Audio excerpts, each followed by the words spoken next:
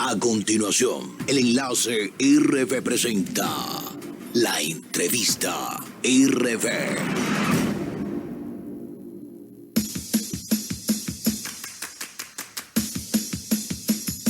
Bueno, continuamos, amigas, amigos. Ya son las 7:30 exactamente en punto para estar ustedes y nosotros compartiendo a través del enlace RV. Recuerden compartir sus noticias, informaciones a través de la radio 0412-309-1021 y 0212-490-9000 para que usted nos reporte, participe con nosotros a través de nuestro programa en la jornada de hoy. Recuerden ustedes participar. Bueno, vamos con nuestra entrevistada del día de hoy. Ella es Iris de Franca Gutiérrez. Es candidata para el circuito número 1 de Guaycaipuro en el municipio Los Alias y Carrizal. Guaycaipuro, Los Alias y Carrizal. Está en vivo con nosotros, va a estar en vivo con nosotros en esta jornada especial del día de hoy, en vivo y en directo. Es profesora, abogada, especialista en Derecho Penal y también es locutora de radio. Buenos días, Iris, bienvenida. Buenos días. Colega. Así es. ¿Cómo estás? Chévere, gracias a Dios, todo bien, trabajando fuerte para cambiar este país. Una de las cosas importantes reseñar el día de hoy, y esto es importante, se lo pregunto a todos los candidatos que tienen la oportunidad de estar con nosotros aquí en la radio.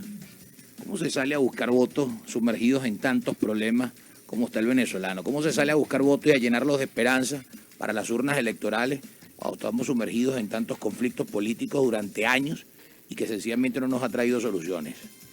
Mira, no es fácil, pero justamente esa es la razón que llevas a los venezolanos, a las puertas de los venezolanos. No es fácil decirle al venezolano que tenga esperanza y que tenga paciencia en estos momentos después de 20 años de conflicto.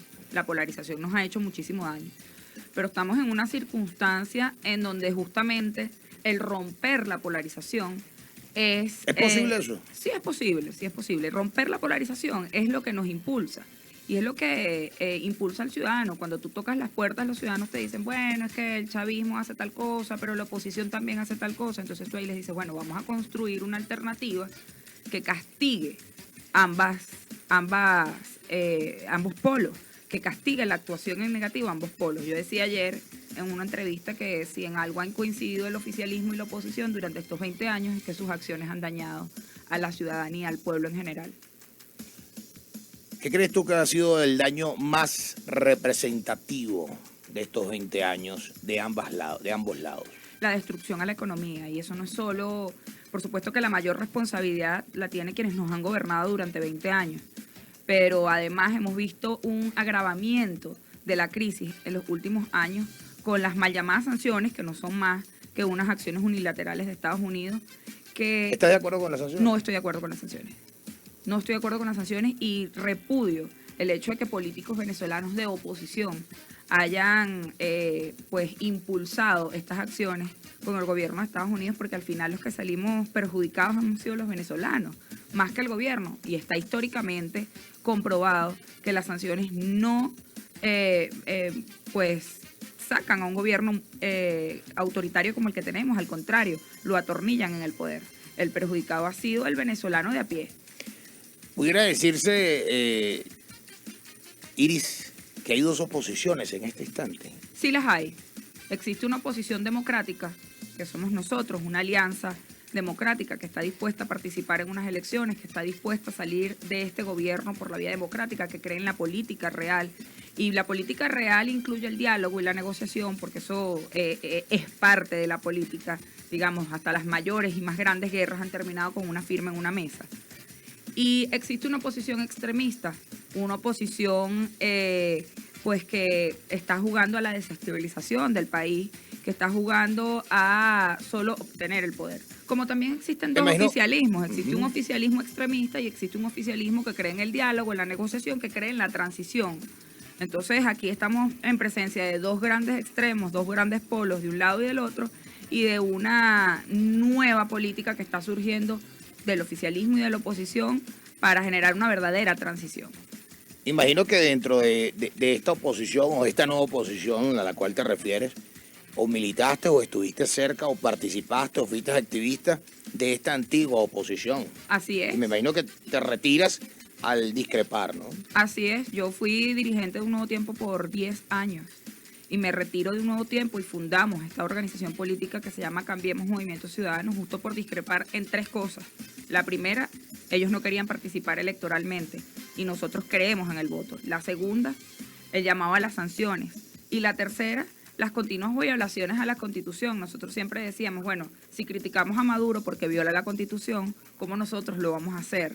Es decir, tenemos que tener un poco de coherencia. Sumergido en todo este panorama de discrepancia y en todas estas irregularidades internas del lado de la oposición, ¿cómo venirle a decir al electorado, vota por esta oposición? Porque esta oposición, aunque está dividida, la oposición general sigue siendo una oposición que estuvo inmersa y que está inmersa en un montón de hechos del acontecer, digamos, problemático, conflictivo del país. No solamente en el plano de estas transacciones, como lo has manifestado tú, sucias, que llevan al país o que han formado parte de los problemas del país. El venezolano y el electorado no es bobo, hoy más en día tiene mayor acceso a la comunicación y olvida menos hoy en día porque tiene más a las redes sociales que se lo recuerdan. Candidatos de oposición que en algún momento dijeron que no iban a hacer algo que lo están haciendo en este instante. ¿Cómo salir a votar cuando sencillamente no podemos olvidar que son parte igualmente de esa oposición, aunque ahorita se venden o ahorita se muestran como una oposición distinta a la oposición? Mira, lo más importante de todo es reconocer como ciudadanos el valor o la importancia que nosotros tenemos y que nuestra participación tiene. Yo siempre digo que nosotros cometemos el error de no ir a las elecciones de la Junta de Condominio, por ejemplo, Claro. o del Consejo Comunal, Claro. porque bueno, el Consejo Comunal lo creó el oficialismo, entonces nosotros no vamos a las elecciones. No se apoderan de los espacios. Y dejamos los espacios libres. Nosotros tenemos que entender como ciudadanos, más que como dirigentes políticos, tenemos que entender como ciudadanos la importancia de nuestra participación en todos los procesos y de la participación en la reconstrucción del país. Cuando nosotros entendamos eso, vamos a darnos cuenta que no se trata de un dirigente o de otro, que el cambio depende de cada uno de nosotros. Es decir, debemos dejar de lado la política mesiánica, que es lo que nos ha hecho tanto daño, fue lo que llevó a Chávez al poder en el 98. El que nosotros vimos en Chávez, bueno, el salvador de una situación. Y nos ha pasado durante todos estos años, hemos visto Capriles, Guaidó, son los salvadores, los mesías, los que nos van a sacar de una situación. Debemos dejar de lado esa política mesiánica y debemos entender que el dirigente político, que los dirigentes políticos en general, son seres humanos como nosotros, pero además son nuestros servidores públicos y que nosotros como ciudadanos somos los verdaderos constructores del país. Eso es algo que nosotros no hemos entendido. ¿Por qué? Bueno, porque también hemos tenido dirigentes políticos que les encanta un borrego y que no han sabido empoderar a la población.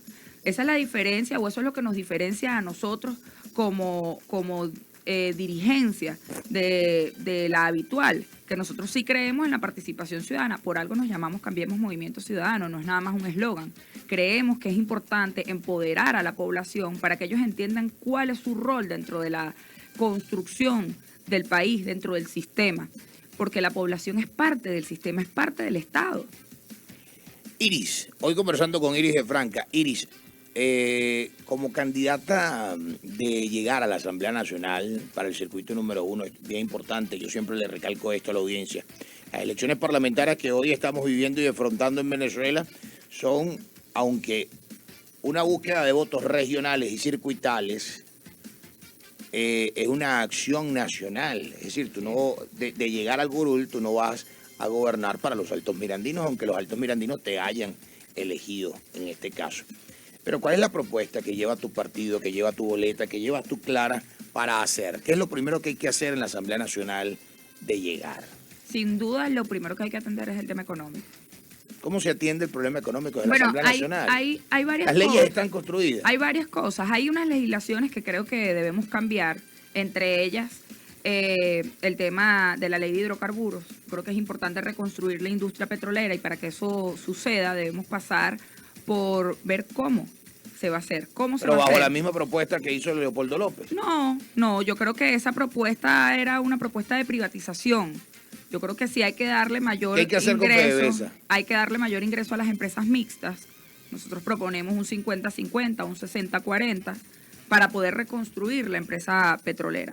pero no entregarle, por supuesto, a las transnacionales nuestro petróleo. Yo creo que el petróleo debe seguir siendo manejado por el Estado. Sin embargo, debemos seguir nosotros pensando como país petrolero. no. Ahí vamos. Para mejorar la situación económica hay que reformar el sistema. No podemos seguir siendo rentistas. Hay otro factor al que no le hemos dado la suficiente importancia, al turismo en Venezuela. Nosotros podemos, a través del turismo, mejorar nuestra situación económica muchísimo. Podemos volver a las zonas exentas. Podemos recomponer el turismo en Venezuela. ¿Y podemos hablar de turismo con pandemia? Actualmente no, pero es que esto no va a ser una acción inmediata. No pensemos que nosotros vamos a ganar el 6 de diciembre y que el 5 se reconstruye el país.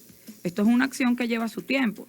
La pandemia va a durar un año, según estima, un año más, según estima la Organización Mundial de la Salud. Y nosotros debemos recomponer el país y debemos recomponer el mundo en general después de la pandemia. Debemos diseñar legislaciones que nos permitan eso. Pero además también hay que reconocer algo que no hemos reconocido, que en Venezuela la economía todavía la mantiene, es el pequeño y es el mediano productor, el emprendedor. No son las grandes industrias. Los grandes empresarios han cerrado. Entonces nosotros debemos legislar también en materia de emprendimiento porque debemos brindarle una seguridad jurídica y una atención jurídica especial a los emprendedores para que ellos puedan seguir haciendo su trabajo y nos ayuden a sostener la economía. Es decir, son varias vertientes en las que hay que trabajar para cambiar el sistema económico, pero sin duda es la prioridad. Ahora, también hay que legislar en materia social, pero la prioridad del país es la materia económica porque es lo que nos atañe a todos. Hablando de manera social, hay una amenaza constante y latente que es parte del discurso de las fuerzas revolucionarias, que es que si llega la oposición a la Asamblea Nacional, se sigue acabando ese espacio de defensa y de derecho hacia lo social. ¿Qué pasa si llegan a la Asamblea Nacional una propuesta democrática diferente como es la que tú representas? Mira, yo creo que ese discurso del oficialismo está un poco rayado, ¿no? Esa amenaza que le meten a la gente.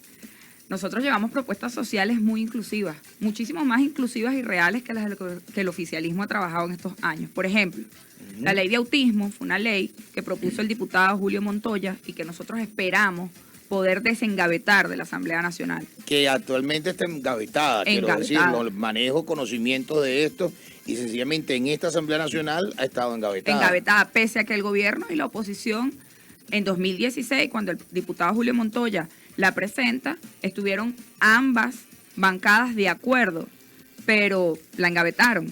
Esa es una ley importante que maneja el tema de la inclusión y es un tema que conozco de su protagonista. Tengo un hijo con autismo, su psicopedagoga es parte del equipo que realizó este proyecto de ley y que lo recorrió por toda Venezuela.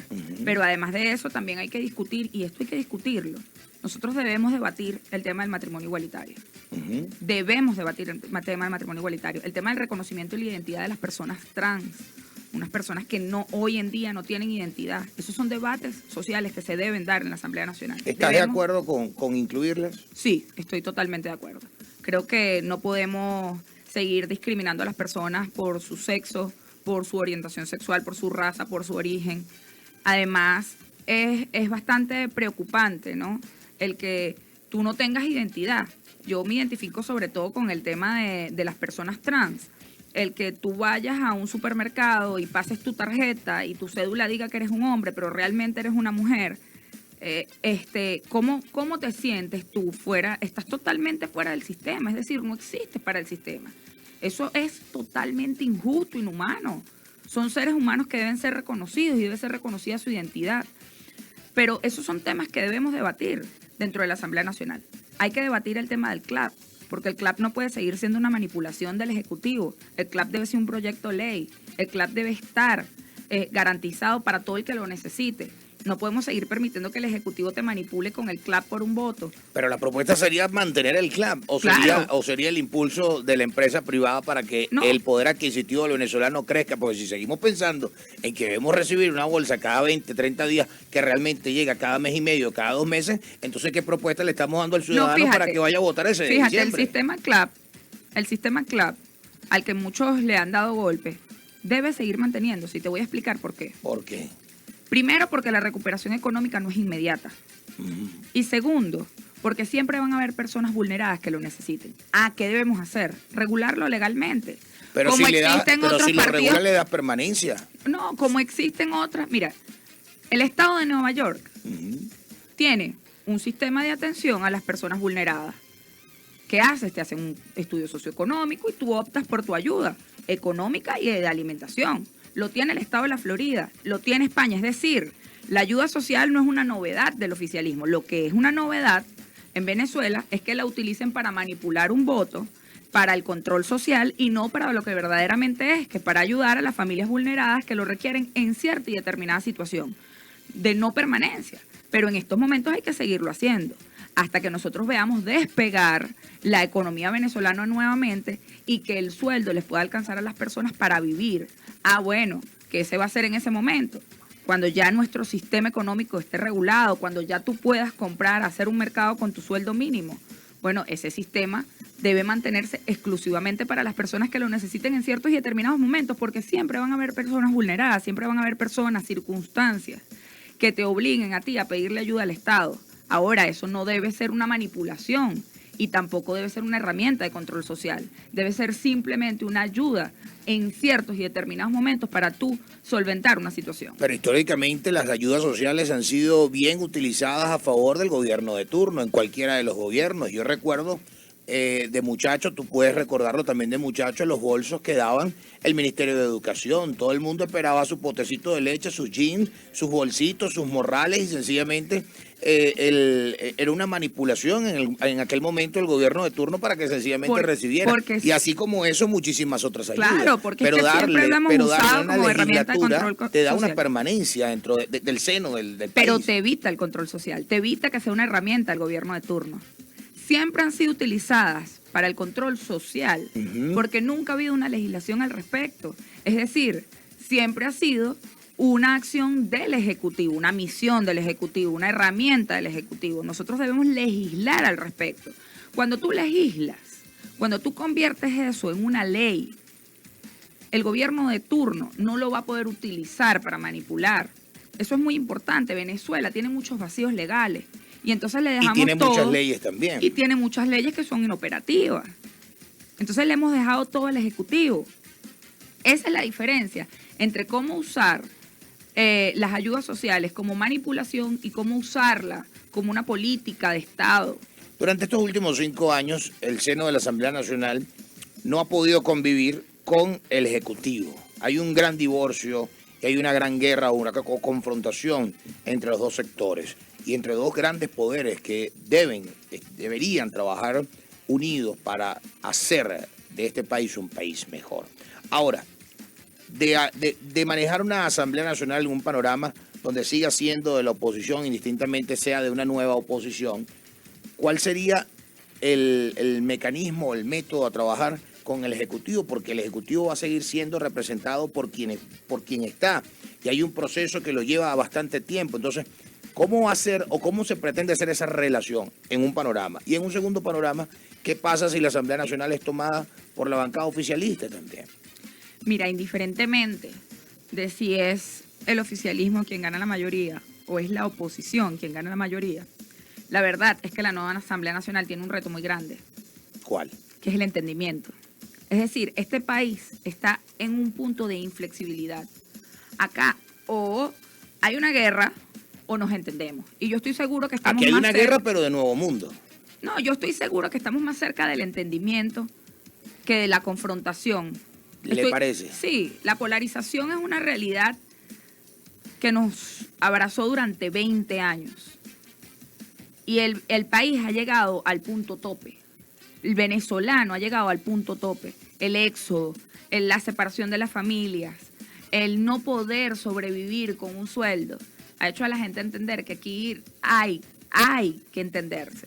Entre los dos polos hay que reconciliarse, hay que tenerse tolerancia. Mira, tú vas a una comunidad y tocas una puerta y lo primero que escuchas es, mira, ya basta de tanta pelea por el poder. Es decir, la gente ya está consciente. Están cansados, están obstinados, están agobiados de esta situación. Ya la gente está entendiendo, la gente, el ciudadano, que al final es el que decide, está entendiendo que aquí chavistas y opositores tienen que ponerse de acuerdo para mejorar la situación. A la gente ya no le importa de qué color pertenezcas tú, sino que sencillamente le soluciones los problemas del país. Así es. Entonces, Pero creo que el cambio se está principal dando problema de que tiene que abajo hacia afrontar la Asamblea arriba. Nacional es el tema económico y el tema de las relaciones internacionales y las relaciones nacionales, porque uno de los grandes problemas que ha aunado la Asamblea Nacional en la actualidad es a lo que hablabas tú misma al principio, el tema del bloqueo, el tema de las sanciones por parte de Estados Unidos, y las cuales has reconocido en el inicio de nuestra entrevista, que le han hecho bastante daño a nuestro país y que no estás de acuerdo. Ahora bien, llegan a la Asamblea Nacional y ¿qué pasa? ¿Qué pasaría? Ese sería el primer debate, porque ¿cómo rescatas al país? ¿Cómo sacas al país desde la Asamblea Nacional teniendo los bloqueos y las sanciones? ¿Cómo negocias con el que hoy pueda ser el nuevo presidente o reelecto presidente? Reinstitucionalizando. Por eso te digo que es importante el ¿Crees entendimiento. eso? Sí, creo que es importante reinstitucionalizar. Nosotros debemos nombrar un nuevo Consejo Nacional Electoral en la Asamblea. Pero se acaba de ser nombrado. Es el Consejo Nacional Electoral que se nombró, Ajá. y lo han dicho varios voceros de la oposición y del oficialismo, es un Consejo Nacional Electoral que no pretende ser permanente. Es decir, la nueva Asamblea se escoge para poder tener una elección de la Asamblea Nacional que corresponde. Uno de los acuerdos. Claro, uno de los acuerdos para poder tener una Asamblea Nacional, una nueva Asamblea Nacional, darse unas elecciones como lo establece la Constitución este año. Arreglar el problema que tenemos en el país. Pero en enero se instala una nueva Asamblea Nacional que por supuesto debe debatir el nombramiento del CNE, debe debatir el nombramiento de los magistrados a los que ya se les venció su periodo, debe debatir el nombramiento de un nuevo poder moral y republicano. Es decir, debemos debatir varias cosas y una de esas es la reinstitucionalización del país. ¿Por qué? Si nosotros reinstitucionalizamos el país, nosotros vamos a poder trabajar en el tema del reconocimiento internacional y en la mejora de las relaciones internacionales. Si nosotros no tenemos instituciones que sean creíbles, si nosotros no tenemos instituciones que sean confiables, si nosotros no tenemos instituciones que puedan ser reconocidas por el resto del mundo, pues por supuesto que vamos a seguir en esta diatriba. Pero eso es uno de los grandes retos. Para recuperar nuestras relaciones exteriores debemos reinstitucionalizar el país. Y eso es posible desde la Asamblea Nacional. Bueno, pero el electorado está cansado de esto porque ha dado mucho. Yo siento que el venezolano, el ciudadano común, han dado mucho. Por eso el cansancio del cual tú hablas. Ahora, hablaste del tema petrolero, el tema rentista o no rentista y el tema turístico, como un segundo o tercer plano para el tema de reinstitucionalizar nuestro país. ¿Esto pudiera ser en qué periodo de tiempo dentro de una nueva Asamblea Nacional? Estas cosas deben debatirse en el primer trimestre. Son de emergencia nacional. En el primer trimestre, más tardar... ¿Hay una propuesta de leyes que en el primer trimestre pueda manejarse? Más tardar... Bueno, hubo unos avances, no con propuestas de leyes como tal. Por supuesto que cada organización política está trabajando en sus propuestas legales. Claro. Desde Cambiemos Movimiento Ciudadano sí tenemos una propuesta de ley. Y que de entrada me imagino que cuando se sepa quiénes llegaron realmente va a tener que ser rediscutida. La vamos a llevar a la Asamblea Nacional, pero sí hubo un previo. Y yo tuve la oportunidad de estar en ese previo, que fue la Mesa de Diálogo Nacional. Nosotros instalamos una mesa complementaria de economía y petróleo, la cual yo fui la secretaria ejecutiva de esa mesa y en la cual pudimos coincidir varios actores del oficialismo y varios actores de la oposición para discutir planes de emergencias, el plan del canje de petróleo por alimentos, planes que nos podrían ayudar a pues sopesar un poco la situación mientras nos ponemos de acuerdo con el marco jurídico. Esas cosas se pueden discutir desde la Asamblea, se puede retomar ese debate dentro de la Asamblea Nacional, pero sí hay un previo, hay una conversación, hay algunos proyectos, hay puntos en los que el gobierno y la oposición coincidimos en ese momento en la mesa, como por ejemplo lo que hablábamos de la industria petrolera, que era la necesidad de recuperar la industria petrolera porque no había dinero en el país, esa es la verdad, no hay, la industria está quebrada y es algo que reconocen inclusive los factores del oficialismo y bueno, ahora es necesario que nos pongamos de acuerdo para ver cómo avanzamos, pero sí hay un trabajo previo. Lo importante es que hay voluntad política, además, que ya se han dado conversaciones entre los factores para que eso, llegando a la Asamblea Nacional, se dé como prioridad el sistema económico, el sistema petrolero y, por supuesto, la reinstitucionalización del país. Hablas de legislar para este nuevo sistema económico comercial de emprendedores, que son los que realmente mueven la economía en la actualidad, más que las grandes empresas. Recapitulando un poco lo que nos has dicho en la entrevista. Ahora, ¿eres partidaria de que en Venezuela debe aumentarse y dolarizarse los salarios? Mira, yo creo que lo que nosotros debemos es realmente hacer una economía sostenible. Indudablemente ¿Cómo hace una Venezuela, economía sostenible con un desfalco tributario tan grande? Las empresas no están reportando sus ingresos. Es que hay muchas problemáticas económicas que solucionar. Por ejemplo, ciertamente las empresas no están reportando sus ingresos, bueno, porque el país está dolarizado de facto. El país está dolarizado de facto, pero no lo hemos, volvemos al tema, hay que legislar en la materia. No hemos adaptado eso a la legalidad, al sistema venezolano. Es decir, nosotros debemos hacer un cambio legal que nos permita, sincerar la situación de la liberación del dólar, sincerarla, que nos permita que el comerciante pueda hacer su contribución en bolívares y en dólares, llevar su contabilidad en bolívares y en dólares, que el Estado le permita hacer su recaudación formal en bolívares y en dólares. Eso está de facto, pero no está en el papel, no está legalizado. Por eso es que no llevamos una economía sincera. ¿Y el país está dolarizado. ¿Y dónde queda el petro allí? Mira, el petro es un gran debate, ¿no? Es un gran debate. No quiero distorsionarte la respuesta original, pero ¿dónde queda el petro allí? No, es que el petro es un gran debate, porque hay quienes sí lo reconocen como una criptomoneda o como un criptoactivo y hay quienes no. Yo soy partidaria de que nosotros debemos revisar este tema del petro realmente. La oposición no tiene conocimiento de en base a qué nosotros hablamos del petro. Bueno, el petro está anclado al petróleo, el petro está anclado al oro, el petro está anclado a las riquezas de Venezuela. Es decir, eso es una locura. Para quien conoce el cripto, de hecho, fíjate que yo he tenido la oportunidad de estar en varios talleres en este último año sobre el tema de los criptoactivos y no he visto el primer ponente que reconozca el petro.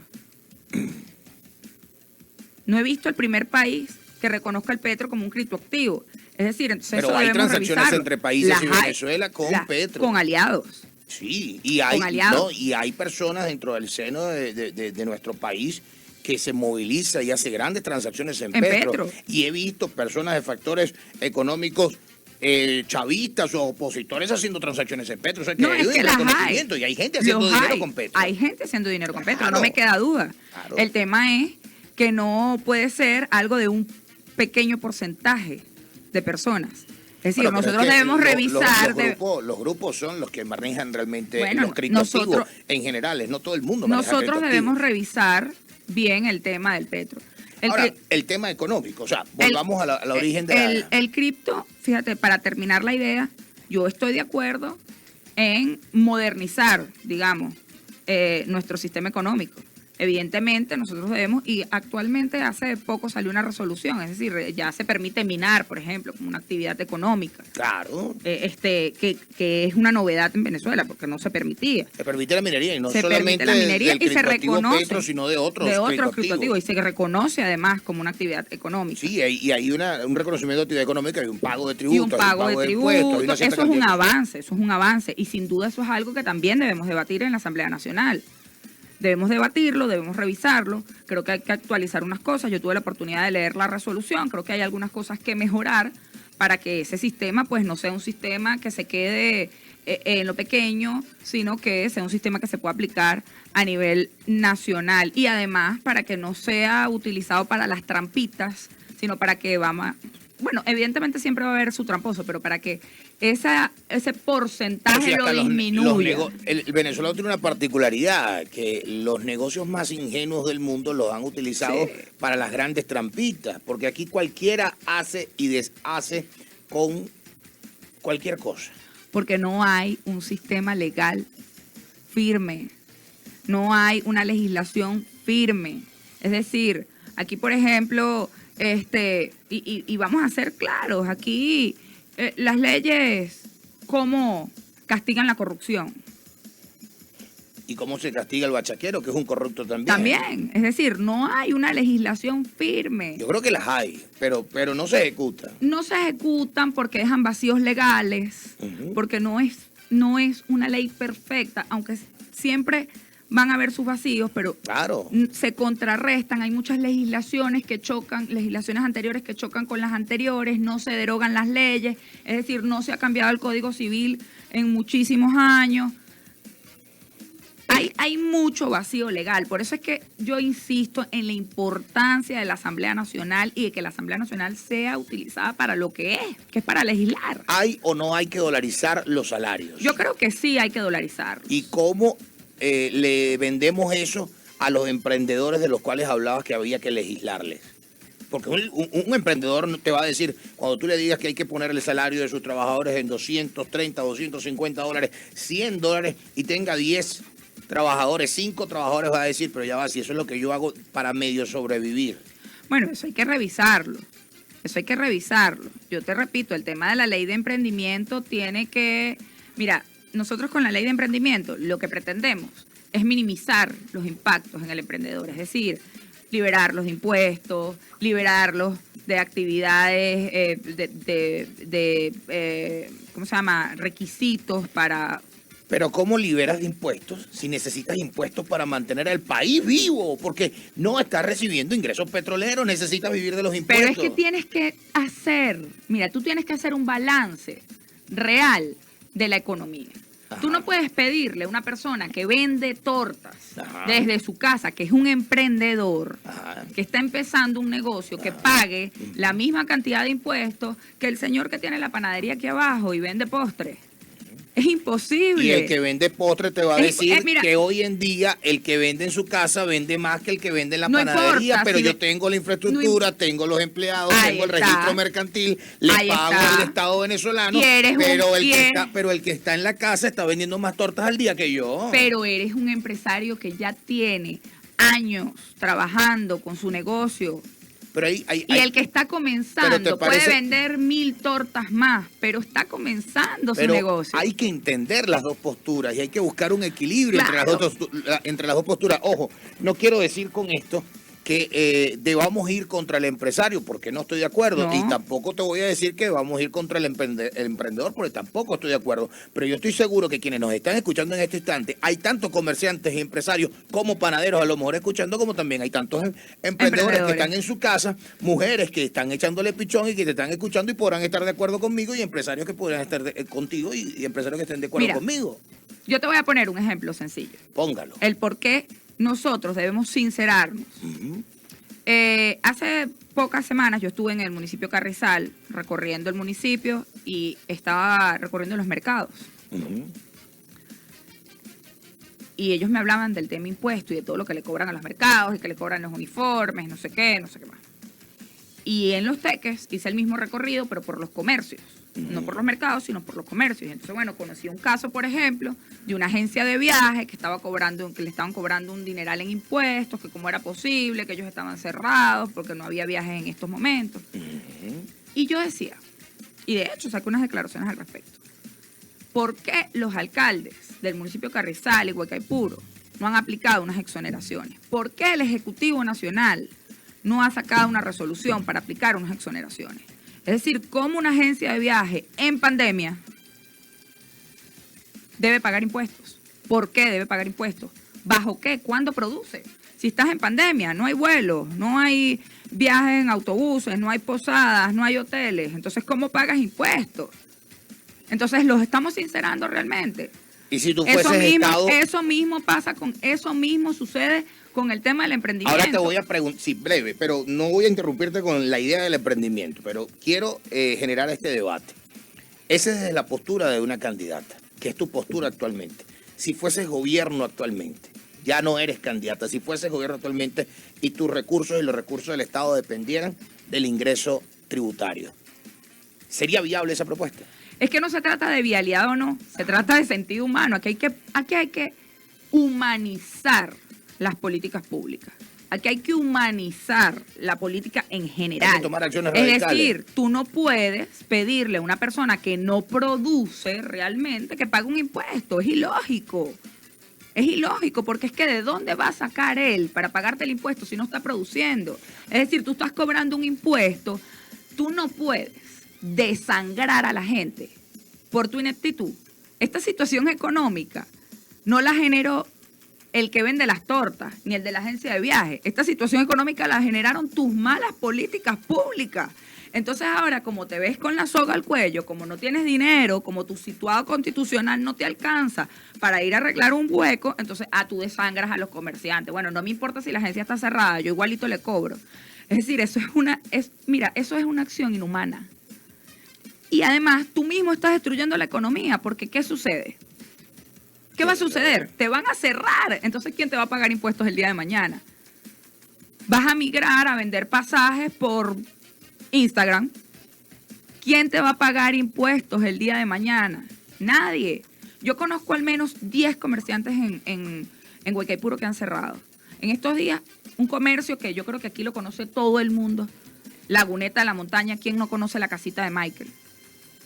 Macario, un hombre trabajador que toda la vida ha tenido su restaurancito y que lo fue agrandando poco a poco. Empezó como una venta de chupeta de su hijo cuando estaba pequeño. Y hoy en día, la casita de Michael está cerrada porque no puede pagar impuestos. ¿Por qué? Bueno, porque la casita de Michael era un lugar que visitaban los turistas. Ayer Era me paró un comerciante que visitaban pidiéndole... los turistas. Y si no hay turismo, porque hay pandemia, pues bueno, evidentemente sus ventas se van abajo, pero Claro. tiene que pagar el mismo impuesto que como que si estuviese vendiendo. Bueno, no el mismo porque acaban de hacer ajustes del tema tributario, fiscal. En Lo muchos tienen anclado aspectos. al petro. Bueno, antier salió una resolución del anclaje al petro, pero ya diferentes alcaldías han tomado su postura. Por lo menos algunas están ancladas al oro, otras tienen una moneda propia municipal, digital, pero la tienen. Y esto no lo estoy hablando muy lejos, lo estoy hablando del circuito donde tú te estás lanzando. Así es, Carrizales es una de las... a candidato o de donde eres candidato. O sea, esto ocurre en los Altos Mirandinos. Así Como también ocurre que hay alguna alcaldía, como es la del municipio de Los Alias, que en esta materia no ha cambiado para nada sus tributos, y el empresario San Antoñero, que es el más activo dentro de los 3 municipios, que es el que más está trabajando dentro de los 3 municipios en un tema de destiempo, del tema del decreto nacional, y es el que menos está pagando Y tributos. es el que menos paga tributos. Entonces, Así es. existe la desproporción de este discurso, de lo que me estás hablando. Porque no hay una legislación que regule todo a ¿Y nivel dónde nacional. quedan los consejos Todo municipales, sale- que son los todo legisladores sale- regionales, municipales, No distritales? están legislando, vale. No están generando legislaciones. No están generando... Mira, el Consejo Municipal de Huaycaipuro estuvo parado como por 3 meses. Y ahí, ¿cuál es el papel de una Asamblea Nacional? Bueno, Enséñame cuál es el papel de una Asamblea Nacional allí. Generar unas legislaciones nacionales, vale. Para los consejos municipales. No, para el país, que debe acatar el país entero. Tú debes regular eso. Y ya pues los consejos municipales, las alcaldías, las gobernaciones se adaptarán. Tú debes legislar para el país. Aquí, ¿qué pasa? Que los decretos se vuelven... Se desvanecen. No, los decretos se vuelven la ley. El Claro. presidente ha tenido que asumir la legislación, el poder legislativo, lo ejecuta en estos momentos el presidente a través de decretos. Pero ahí es que hay un O los divorcio de la muni- Asamblea o los- Nacional. Hay un divorcio. O los municipios, bueno, pues adaptan sus resoluciones según sus realidades. Ahora pero bien, hay un vacío legal nacional Tomando, porque hablando no de hay ese legislación. vacío y de esa no ejecución de la Asamblea Nacional actual, la cual estás reconociendo. Ahora bien, Así mi es. pregunta es la siguiente. En la actualidad, hay 2 presidentes de la Asamblea Nacional. Así es. En la actualidad, entonces, el presidente de la Asamblea Nacional, Juan Guaidó, no acepta este proceso de elecciones y está haciendo toda una campaña para que no vayan a votar, para que no exista una actividad de ejecución del 6 de diciembre. ¿Qué pasa? ¿Cuál va a ser el escenario no del 6 de diciembre, sino del 5 de enero, cuando tenga que asumir una nueva Asamblea Nacional y que haya una confrontación en el Palacio Legislativo como la hubo este pasado enero, donde sencillamente, bueno, fue el show mediático internacional, no me dejaron entrar, se juramentó uno, al otro día se juramentó el otro? ¿Para qué show nos van a preparar en el seno de la Asamblea Nacional para este próximo 2021? Mira, fíjate algo. Referente a las 2 directivas de la Asamblea Nacional en curso, Cambiemos Movimiento Ciudadano en su momento, no reconoció a ninguna de las 2. Y en lo personal, y dije franca, para mí tampoco existe ninguna de las 2. ¿Por qué? Porque es que la Asamblea Nacional no es una directiva. La Asamblea Nacional es un cuerpo colegiado. Esa es la verdad, es una institución.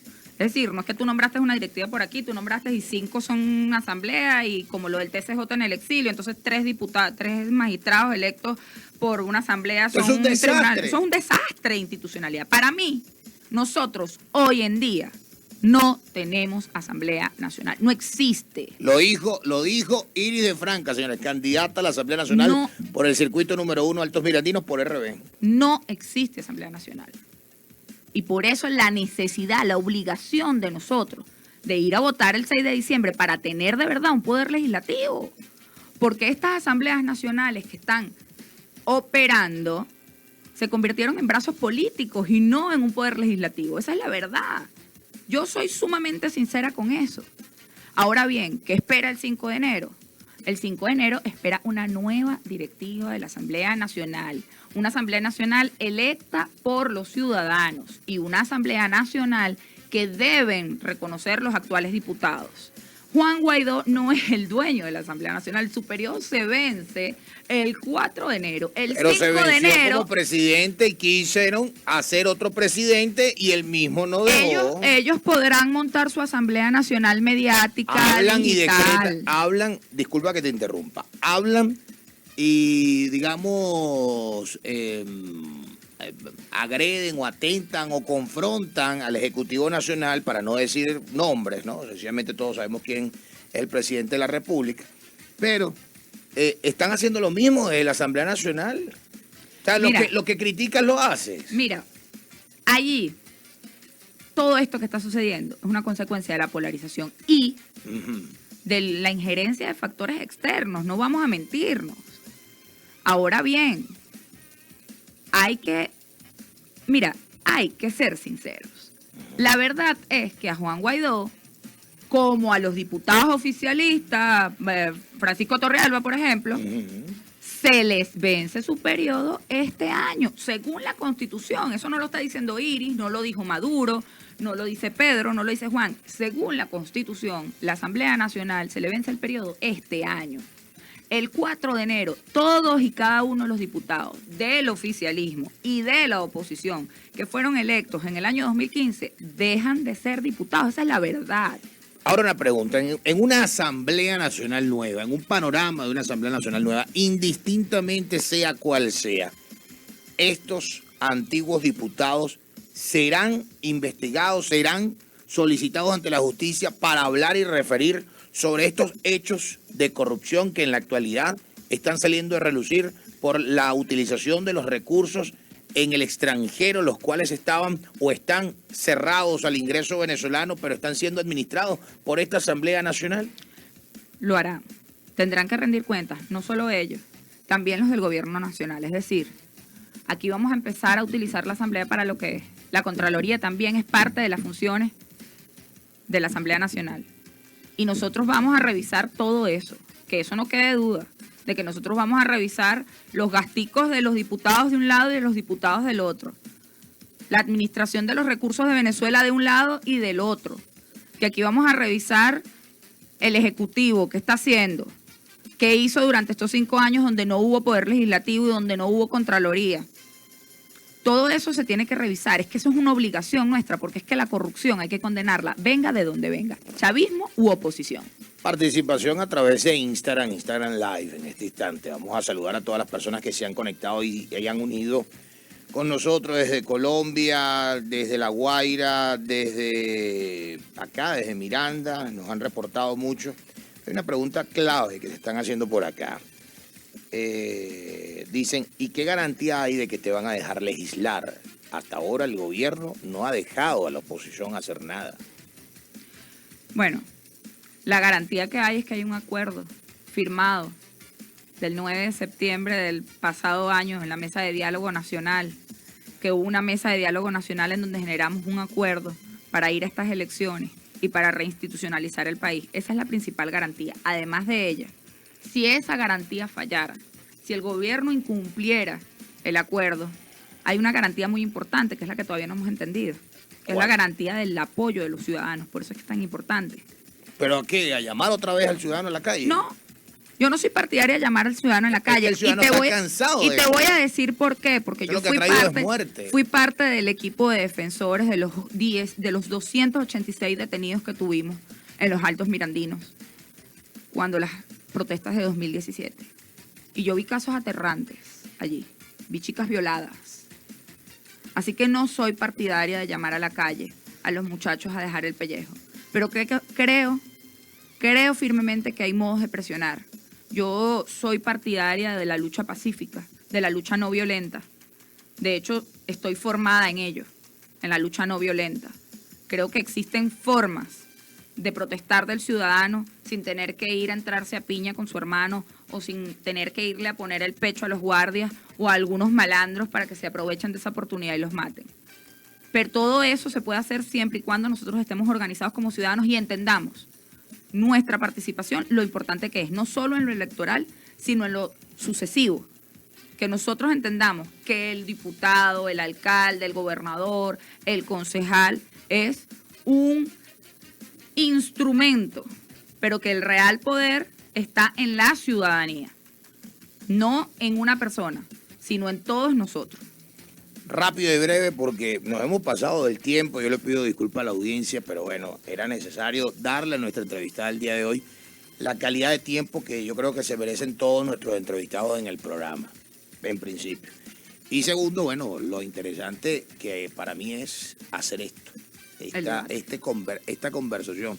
Yo creo que por eso a ustedes les gusta venir para este programa. Pero bien, la pregunta, ¿es posible que dentro de una nueva Asamblea Nacional elegida para este próximo 6 de diciembre vayan a haber diputados que no caigan nuevamente en la corrupción, que sean incorruptibles en el país más corrupto del mundo, según, digamos, líneas editoriales internacionales? ¿Hay posibilidades de dar una garantía al pueblo venezolano de que realmente la nueva Asamblea Nacional va a trabajar en mermar la corrupción, y no la corrupción solamente del político, del politiquero o del gobernante de turno en cualquiera de las escalas de gobierno, sino también del ciudadano corrupto? ¿Hay alguna garantía de que la Asamblea Nacional pueda trabajar en mejorar, digamos, la conciencia del ciudadano en cuanto al no dañar al país, no cumpliendo las leyes, cuando es el instrumento de la Asamblea Nacional quien hace leyes y debe velar por el cumplimiento de las leyes? Mira, aquí no hay que centrarse en acabar con la corrupción, sino acabar con la impunidad. ¿Por qué? Corrupción existe en todos los países del mundo. No es Venezuela el único país donde existe corrupción. Claro que no. Pero ¿sabes qué nos diferencia de otros países? Que en otros países el corrupto va a la cárcel. En estos países, y digo en esto porque no es solo Venezuela, Latinoamérica tiene esa particularidad, el corrupto no va a la cárcel, sino va a una mansión y todos nos hacemos los locos. Eso es lo que hay que cambiar. No es acabar con la corrupción, es acabar con la impunidad. En la medida en la que tú condenes la impunidad, condenes la corrupción, que el corrupto no tenga impunidad, la corrupción disminuye por sí sola. O por lo menos no es tan notable. Pero en todo el discurso de nuestra entrevista nunca me hablaste de una ley anticorrupción. Bueno, te mencioné, existe una legislación al respecto, pero es muy vieja y hay que hacer modificaciones. Transformarla. Hay que transformarla, pero indudablemente debe haber una ley anticorrupción, una muy buena ley anticorrupción. Y deben haber, en nuestro Código Penal, yo creo que hay que reformar el Código Penal. Deben haber penas mayores para los delitos en contra de la institución pública. ¿Crees o es un delito, aclara esto por favor, crees o es un delito que el llamamiento a no votar es un delito? No. Lo que creo que es una gran irresponsabilidad por parte de los políticos, porque es que votar es mi derecho. En Venezuela es un derecho. Es un derecho. En otros lados es una obligación. Pero es mi derecho. Y puedes ir preso por no hacerlo. Nadie. O multado por no hacerlo. Multado. Nadie puede decirme a mí que no ejerza mi derecho al voto. Es una irresponsabilidad. Yo siempre he dicho que la mayor irresponsabilidad de la oposición es pedirle a los venezolanos, o de esa oposición llamada G4, es pedirle a los venezolanos que no ejerzan un derecho. Dígale a la gente por qué G4. El G4 es, pues, una composición de 4 organizaciones políticas que son al final las que deciden sobre esa oposición, que es Primero Justicia, Voluntad Popular, Acción Democrática y Un Nuevo Tiempo. En este caso, el G4 pasaron a ser 4 personas. ¿Por qué? Porque ya Acción Democrática como partido está participando en las elecciones. Entonces, el G4 es Julio Borges, quien preside Primero Justicia, Ramos Ayub, quien hasta hace no mucho presidía Acción Democrática, Leopoldo López de Voluntad Popular y Manuel Rosales de Un Nuevo Tiempo. Se llama G4 en la política a ellos porque son los 4 factores, las 4 personas que toman las decisiones en esa oposición. En otra entrevista que no va a ser hoy, tenemos que hablar acerca de ese movimiento dentro de los partidos por parte de decisiones del Tribunal Supremo de Justicia y qué consecuencias traza esto, porque se pudiera hablar de que existen 2 asambleas nacionales o 3 asambleas nacionales, como todo el mundo conoce, que la Asamblea Nacional Constituyente y 2 asambleas nacionales opositoras. Pero también estaríamos hablando de que hay 2 COPEI, o 2 Acción Democrática, o 2 Voluntad Popular. Yo creo que hay uno, realmente. El que tiene la tarjeta es el que tiene el partido. Pero, le quitaron el partido a los tradicionales, que han estado toda la vida. Pero es que fíjate tú. Se han apoderado los partidos, pero las organizaciones partidistas no son pero es que fíjate tú, consenso. Cuando tú vas a la calle, yo te voy a poner un ejemplo. Mi suplente es el de Acción Democrática. Ajá. Cuando yo camino con los adecos, resulta que pues los adecos están con su partido. Es decir, el partido no es una persona. El partido no es una persona. Hay partidos que entregaron su tarjeta, que la entregaron. Hay otros que lucharon por ella y Acción Democrática es una. COPEI es otra. Su militancia, su dirigencia media, se organizó y luchó por su tarjeta. Que es lo que yo le recomendaría a Primero Justicia, Voluntad Popular, a todos sus militantes. Ellos debieron luchar por su tarjeta. Entonces, ahí hay unas realidades. Ciertamente, ahí hay procesos que se dieron que quizás no debieron darse, porque es que el Tribunal Supremo de Justicia no debe ser el espacio para dirimir las diferencias que se tengan en una organización política. Pero es el máximo órgano legal para poder ejecutar alguna medida. Pero no debería ser. Los partidos deberían tener procesos internos que los ayuden a dirimir sus diferencias. Pero bueno, las cabezas están fuera. Pero tuvieron que llegar. Realmente, esa es una de las razones. Tuvieron que llegar al Tribunal Supremo de Justicia los problemas internos del partido. Es lamentable, ¿no? Es lamentable. Es un proceso coyuntural. Si hubiese sido en otro momento, al principio, hace 4 años, 5 años, 3 años, pero va a ser en el año que es electoral. En un proceso coyuntural. Es lamentable. Oye. Pero eso es parte de la irresponsabilidad de los dirigentes políticos de esas organizaciones. Es decir, pero también, fíjate a dónde voy, y con esto no quiero echarte tierrita, pero es irresponsabilidad de las personas que hacen vida dentro de las organizaciones sociales de los partidos políticos, ¿cierto? Pero parte de esos partidos políticos te están apoyando en la tarjeta como Acción Democrática. Claro, pero fíjate tú, ellos supieron dirimir su diferencia. Que tuvieron que llegar al TCJ, bueno, es lamentable, pero lo hicieron. Es decir, no entregaron el partido, no entregaron el partido. Es que si seguimos hablando no vamos a terminar este programa. Pero es que ¿qué me garantiza a mí como ciudadano? Como persona de a pie, como emprendedor, como empresario, como comunicador, como lo que sea que el que me está escuchando, que estas mismas personas, las cuales tú llamas irresponsables dentro de un seno político, que son las que hoy en día tienen el coroto, tienen la tarjeta, no van a seguir siendo irresponsables a la hora de agarrar un curul. Bueno, lo garantiza que evidentemente ahí hubo, como dice uno, una reforma de los dirigentes. Y quedó lo mejorcito. Tú te quedas loco de... Y quedó lo mejorcito. No solo que quedó lo mejorcito. Porque en Río Revuelto cualquiera pesca. No solo que quedó lo mejorcito. Me da risa porque me mira nada más. Sino que te quedas loco de la cantidad de nuevos liderazgos que asumieron esas tarjetas. Es decir, mi suplente, que es parte del equipo regional de Acción Democrática que asumió ese compromiso, tiene 30 años recién cumplidos. Perfecto, pero ahora te pregunto yo, ¿las riendas de este país puede estar en manos inexpertas cuando ha estado en manos expertas y no ha estado en buen camino en 5 años en la Asamblea Nacional? Yo creo que debe estar en manos de ambos. Nosotros debemos construir algo que tenga un poco de experiencia, pero sin duda, sin duda, jóvenes y mujeres. Y no porque yo sea ambas. Está bien. No porque yo sea ambas. Me causa gracia simpática. No porque yo sea ambas, sino que de verdad. Las mujeres tienen que empoderarse. No es eso nada más. Es que hay una realidad mundial. Mira, de las 10 mejores gestiones en materia de COVID, 7 fueron presidentas mujeres. Es decir, no es un capricho. Está comprobado que las mujeres son fundamentales en los procesos de paz y reconstrucción de un país. Y nosotros venimos pasando un país, nuestro país está en conflicto. Quizás no sea un conflicto armado, pero nosotros tenemos un conflicto interno.